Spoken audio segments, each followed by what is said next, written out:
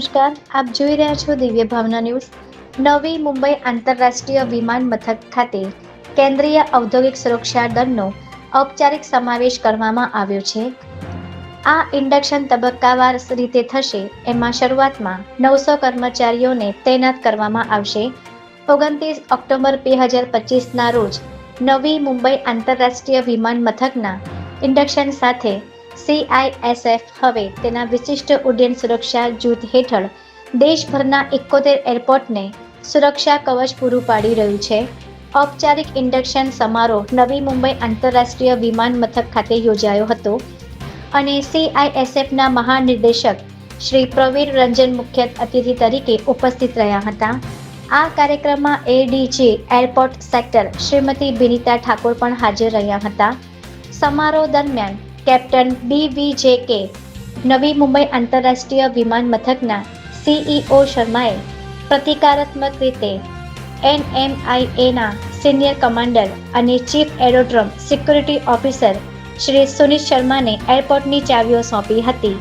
ત્યારે સભાને સંબોધતા CISFના ડિરેક્ટર જનરલ શ્રી પ્રવીર રંજને જણાવ્યું હતું કે CISF NMIA ખાતે ઉડ્ડયન સુરક્ષાના ઉચ્ચતમ ધોરણોને વૈશ્વિક માપદંડો સાથે સુસંગત બનાવવા માટે પ્રતિબદ્ધ છે. અમારા કર્મચારીઓ તાલીમ પામેલા, સજ્જ અને પહેલા દિવસથી જ સુરક્ષિત, કાર્યક્ષમ અને મુસાફરો મૈત્રીપૂર્ણ વાતાવરણ પૂરું પાડવામાં તૈયાર છે. આ પ્રસંગે બોલતા NMIALના CEO કેપ્ટન BVJK શર્માએ જણાવ્યું હતું કે અમને નવી મુંબઈ આંતરરાષ્ટ્રીય એરપોર્ટ પર CISFનું સ્વાગત કરતા આનંદ થાય છે. CISFનો સમાવેશ મુસાફરોને આવકારવા માટે NMIAની તૈયારીમાં એક મોટું પગલું છે, જે મુસાફરોને વિશ્વસ્તરીય મુસાફરીનો અનુભવ પ્રદાન કરતી વખતે મુસાફરોની સલામતી અને એરપોર્ટ સુરક્ષાના ઉચ્ચતમ ધોરણોને જાળવી રાખવાની અમારી સહિયારી પ્રતિબદ્ધતાને પ્રતિબંધિત કરે છે.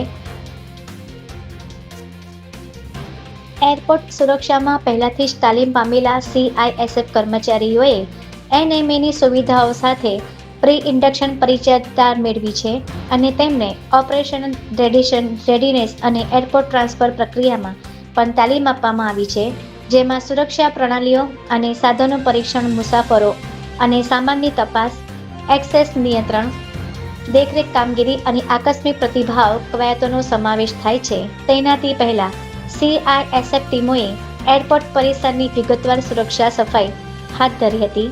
નવી મુંબઈ ઇન્ટરનેશનલ એરપોર્ટ લિમિટેડે Mumbai international airport limited Adani airports holdings લિમિટેડની પેટા કંપની, જે 74% હિસ્સો ધરાવે છે અને મહારાષ્ટ્ર સરકારના ઉપક્રમ city and industrial development corporation of Maharashtra limited વચ્ચેનો જાહેર ખાનગી ભાગીદારી પ્રોજેક્ટ છે, જે બાકીનો 26% હિસ્સો ધરાવે છે.